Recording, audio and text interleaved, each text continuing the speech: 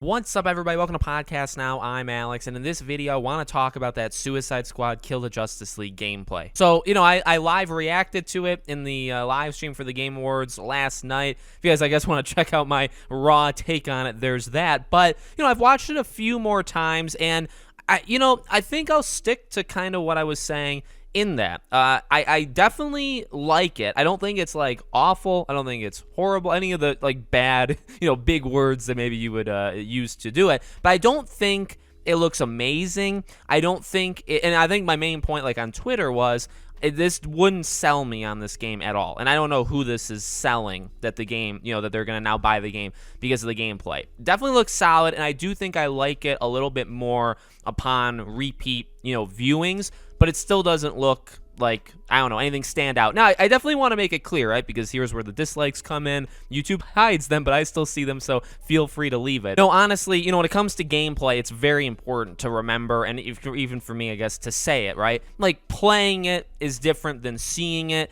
and you can only judge it so much. Even an example recently would be like Kana, Bridge of Spirits. I don't know how many people played that, but the gameplay looked serviceable.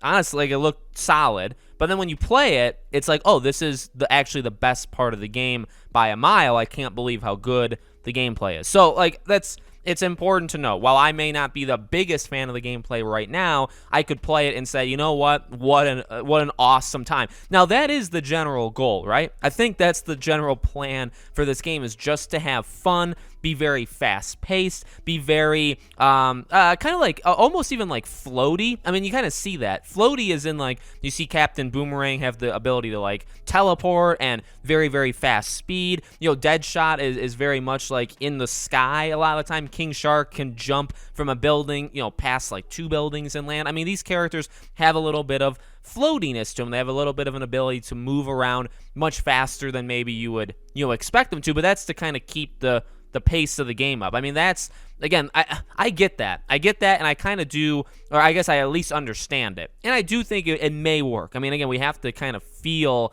in our hands, the controller. We'll have to see how it actually feels when it all comes down to it. It's obviously very Sunset Overdrive-y to me. I don't know if any of you guys can. I think quite a few people noticed that. Very much like Sunset Overdrive. And then I guess it's your decision to make it, if that's a good thing or a bad thing. I mean, Sunset Overdrive is a really good game, specifically in movement and getting from point A to point B, and the mechanics of gunplay and all that stuff. So, I know I saw some people say, like, where's the close count, where are the in close fights, like, using hands. The thing you have to remember, and this was like, I guess, loosely said out loud by them, even though not a lot of people picked up on it, this is the kind of game it is. It's a third person, more or less shooter kind of game. That's why you see a lot of the mechanics of this game being kind of pulled back, right? Even King Shark is like firing a minigun at a helicopter. A lot of it's further away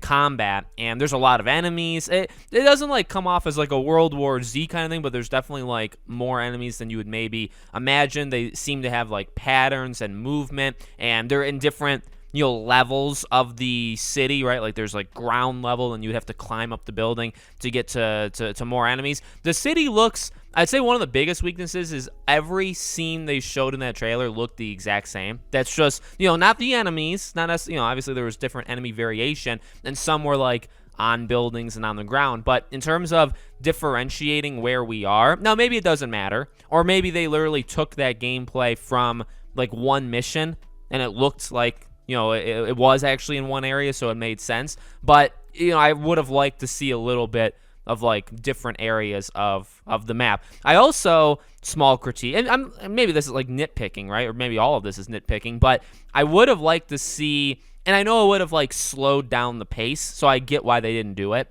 but I would have liked to see a little bit more of a, when I say deep dive, I mean almost like explanation. Like, let me see how a mission starts. You know what I mean? Let me go through it. I mean, you could have shown, like, maybe part of a boss battle. Now, maybe some of the Flash stuff was part of his boss battle, but I'd say the biggest thing to me was that. I would have liked to seen how mission structures actually work in this game, because it's like, is it open world, or how open world is it, I guess I should say, right? Like, do you go around, is there like NPCs that you talk to and they give you a mission and you're in that area and you're doing it, or does Amanda Waller like just randomly call you? I kind of doubt that, right? You probably have to go to specific spots in the map. So, again, that would have been very like explanation heavy, very like narrative heavy from like a creator, like a Rocksteady employee. And I get why that would have, maybe that definitely would have been a different tempo, okay, than what we actually got. So I get what they were going for in it. And again, I think if it works when we play the game, it'll be fine. And it's hard to judge based off of just seeing like a 2.5-minute thing. Definitely looked fun. Definitely looked fast-paced, like you're always supposed to be moving. There's always supposed to be something happening on screen. But obviously, you can do that good and you can do that bad. I still will stick to my script that, I think it was solid. I think it was enjoyable, especially the more you watch it. But I don't...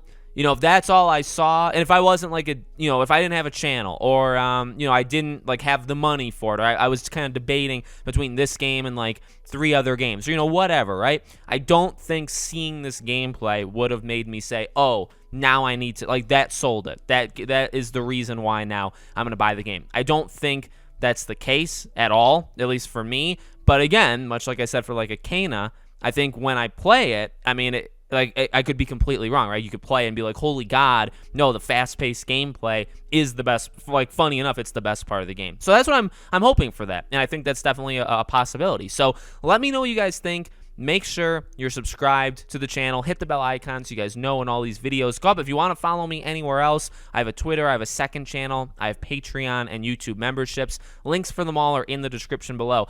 Thank you guys for watching, and I'll see you all on the next video.